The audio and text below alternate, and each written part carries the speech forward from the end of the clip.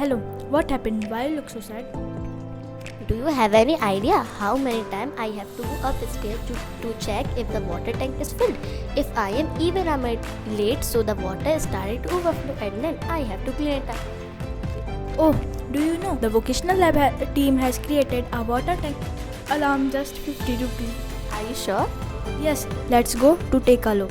Materials are used here: buzzer, battery pins, button, transistor 547, wires. One terminal is placed at the lowest point of the water tank and the other terminal is positioned below the overflow level.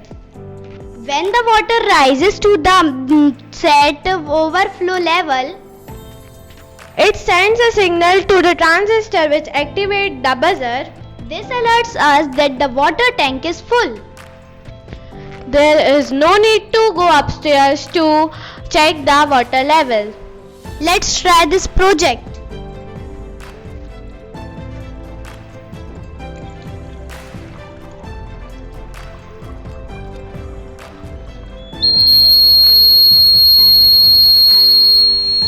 Now the water tank is full.